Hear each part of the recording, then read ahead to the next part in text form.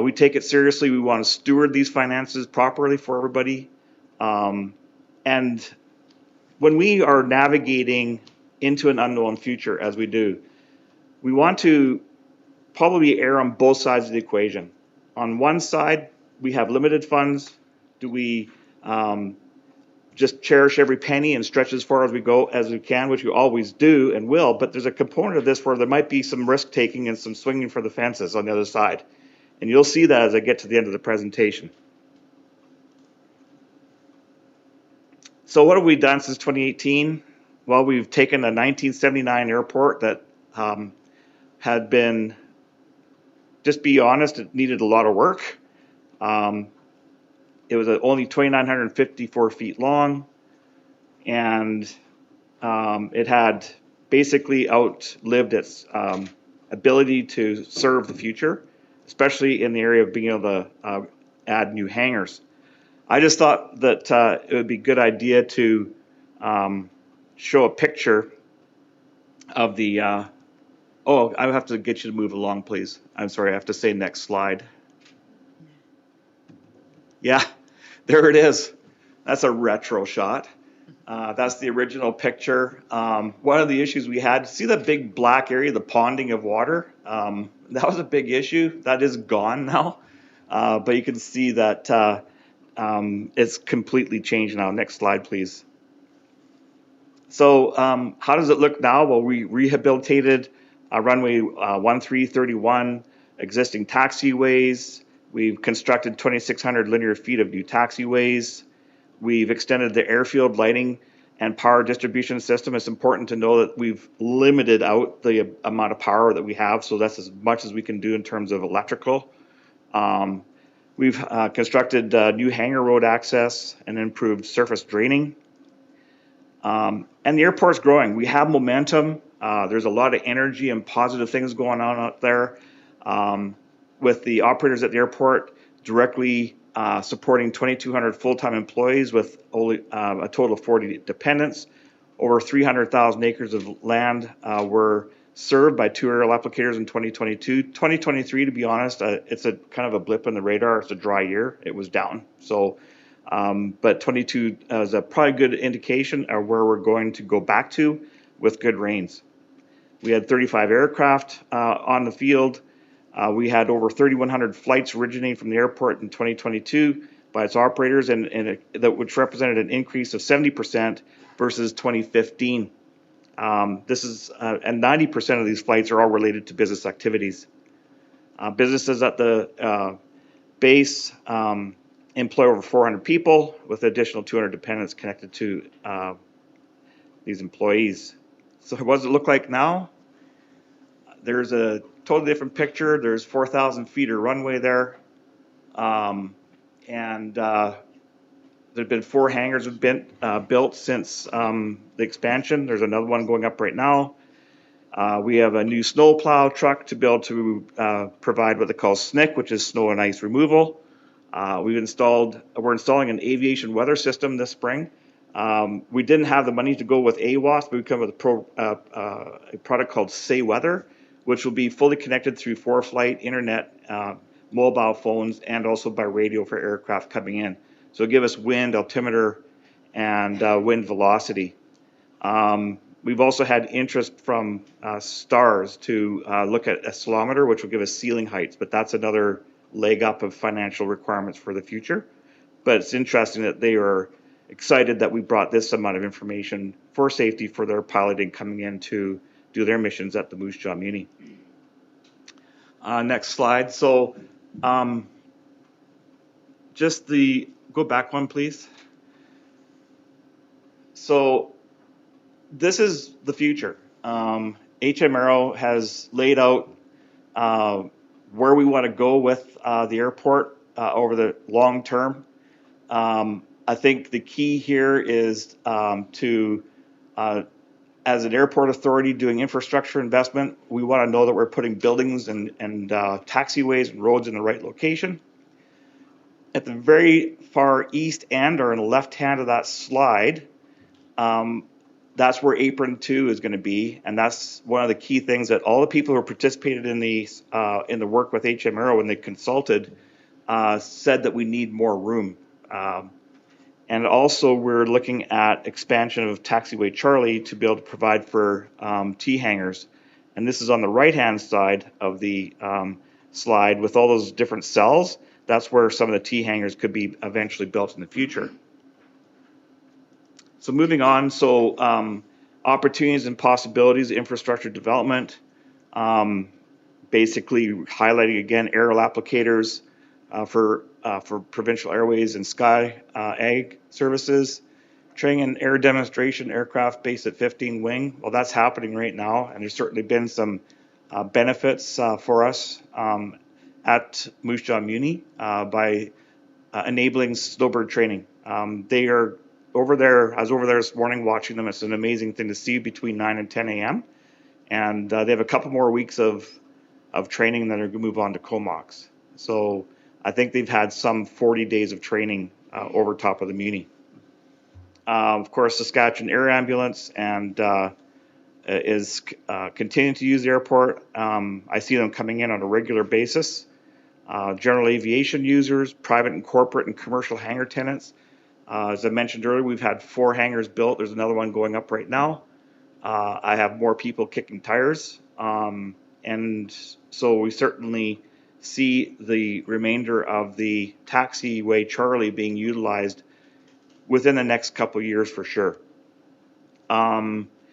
Charters and for corporate and commercial purposes, we do have people talking about bringing in a charter service to Moose Jaw as coming pretty quickly.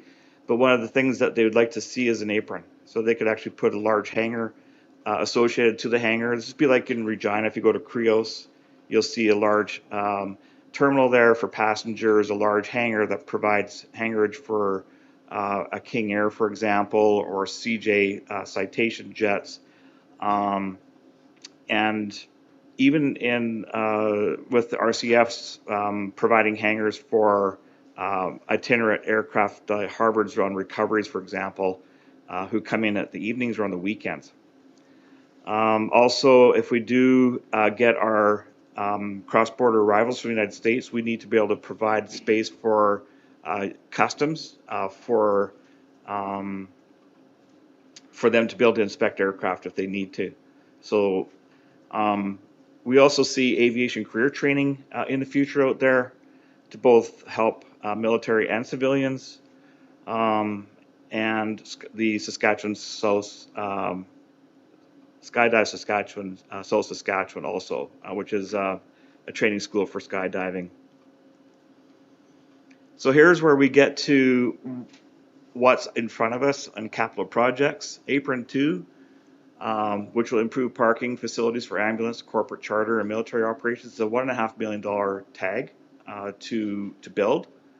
A multi-purpose terminal for education to improve gateway for itinerant users, air ambulance, 15 Wing, corporate operators, and an opportunity to increase revenues through the leasing of conference rooms, offices, and classroom space, and secured CBSA AOE. That would be $1.7 million. And at some point in time, if we ever, when we expand the length of the runway, right now it's 4,000. So if we go to 4,500 or go to 5,000 feet, more lighting for either end of that, we will not be able to use the old wiring and the old power. We have to put in a brand new system to be able to bring it up to standard. So that's the challenge in front of us right now. The Airport Authority has made application to CAP funding to be able to do some pre-engineering work on the apron and on the expansion on Charlie. I can't make any official announcement at this time, as we're in the process of getting a contract confirmed with the province of Saskatchewan. Mr. Simpson, I'll just let you know you're over your 10 minutes. So if you have a little, I have 2 slides. Yeah. Okay. Thanks for reminding me. I do have a tendency to lose track of time when I'm speaking. Quick, I know. So, anyways, sources of funding, of course, the Airport Authority is going to put everything we can into funding. So if if we have $100,000, we'll put that down and try to get the province to match that. That would give us $200,000. But if you just go back and think about that $1.5 million, that's 7-8 years before we could actually get the apron done. So that's going to be a pretty long time before we can actually get something done. So this is a bit of a conundrum. This is why I'm here tonight, to be able to have council start thinking about this in terms of budgeting going forward. Of course, cap funding is topped out at $275,000, or a total capital investment of $525,000, $550,000 I should say. This year they were oversubscribed, so even if you had the money, we couldn't actually have accessed what we wanted. As you heard earlier, ICIP has no funding. Corporate, I think that they would be interested in investing if the infrastructure is there for them. So the apron, I think, is important. If that apron's there, then I think corporate would come in and start taking a look at building hangars up alongside the apron. I'm throwing it out there, Moose Jaw, City of Moose Jaw. I don't know if there's land use funds or not, but that's another area of discussion. So finally, I just want to close with this is the 100th year of excellence for the RCAF. This is a big part of what this city is all about. We're known for our training here. It's a long history, 100 years of it. We're going to paint the city blue, and at the airport authority, or at the Moose Jaw Municipal Airport, I want to invite everybody to the August 17th fly-in and breakfast, and we will be painting the airport as blue as we can. I don't know how that's going to look, but we're going to try to do what we can to support the initiative for the RCF. So thank you for the extended presentation and patience with me, and I'll just leave it for questions now. Thank you, Mr. Simpson. Okay. Thank you for being here. Any questions, Council? Comments? Councillor Logan. Thank you, Chair. I have a question through you to Mr. Simpson. I read in the strategic or prioritization study about the need for a longer runway potentially if the air ambulance upgrades to a Beechcraft King, and there's talk of them doing that in this report. And I'm wondering, we have 4,000 feet, and the Beechcraft King would need 50, according to the chart in there, 5,500 feet to take off. So what are the thoughts if air ambulance does indeed upgrade their planes? Then are we going to lose the air ambulance? Right.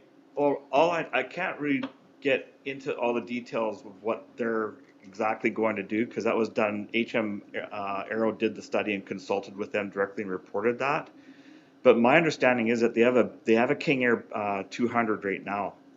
So the King Air 200, if they go up to maybe the 350 is what they're talking about. It is, yeah. Then yeah, if you're going to take that fully loaded, you need 5,300. But it'd be no different than going back to the way we were when we had 2,950 feet with the King Air 200. They just have to manage their fuel and weight in order to be able to take off. So when they express that figure of 5,300, that'd be maximum fuel, maximum weight under the less than ideal conditions. So they would just the crew would then manage the weight in order to be able to safely take off with 4,000, and then eventually, yeah, we're going to be looking at 4,500 to 5,000 going down the road if these aircraft get bigger and heavier. Okay, I was just worried that perhaps if they did upgrade, we'd lose that service from those folks. But if but it's a very good question, Councillor. I will actually ask those questions and try to report something back to Council. I don't know if you want me to send you an email or how do you want me to communicate that back to you. But just I will through get the city something manager back. would be wonderful if you could. I'll fire an email back, but I will get Sure. that answered for you so you can Excellent. sleep at night. Yeah. That we will have was one thing I was air kind of worried ambulance service. Absolutely is essential and key part of our medical system right now. Thank you very much. Thank you, Chair. Yeah. Thank you, Councillor Logan. Councillor Froese. Thank you, Chair. Well, thank you, Mr. Simpson, for the presentation and for the update on everything that's going on out there. It's kind of amazing to me how much you have accomplished in a short amount of time since we actually officially kind of handed over the keys to the board and away you went. But I do think it's really important to reiterate the relationship, as you said, with RCAF, because without being able to allow the snowbirds to practice out there, that wouldn't allow the 15 wing to maximize their training. schedule and to meet their needs out there. And without the municipal airport, that wouldn't be possible for them. So I think that relationship is really important. As you said, as hopefully in the next week or so, we'll hear more about the huge contract and what that will do for us as well. And I'm sure that's going to be a big benefit to the municipal airport. So I really appreciate your update on the report. Thank you. Well, thank you for your time. Thank you, Mayor Tolley. Mr. Simpson, just thank you for the work you've done on behalf of the Moose Jaw Municipal Airport, and kudos to the board and the work they've done over the last few years. Our economic development future is tied to the airport, and you've talked about the boon of the flight training and what it will help and bring to our airport. But there's an awful lot of the flights over this last couple of years have been commercial flights where local businesses have done business by bringing planes in and out of our airport. That's right. I don't think most people realize how many local businessmen are using the airport for business purposes. And I think that's going to be a big part of our economic development future. And so thank you to you and the board for all the work you've done, and we look forward to a continued relationship. Thank you.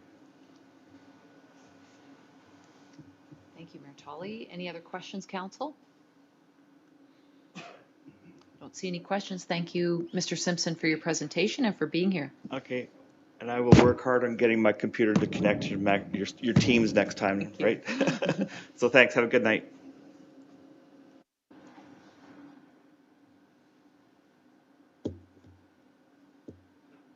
Councillor Eby?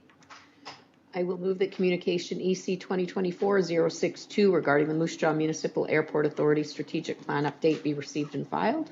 And I'll just make one quick comment. And in the role of Deputy Mayor this month, I was able to go attend the meeting on behalf of the Mayor for the Municipal Airport, and it was very informative and exciting to be there and see how excited they are about what they're doing. So anyways, thanks. Thank you, Councillor Eby. Motion on the floor. Any discussion? All those in favor? That's carried. All right, Council. We need a motion. Councillor Blanc. Thank you, Chair. I would move that the Executive Committee close the meeting to the public and proceed in camera pursuant to Section 94(2) of the Cities Act as confidential information is contained within one or more of the exemptions in Part 3 of the Local Authority Freedom of Information and Protection of Privacy Act, in particular, Sections 15 and 16. Thank you, Councillor Blanc. All those in favor? That's carried. We'll just take a minute.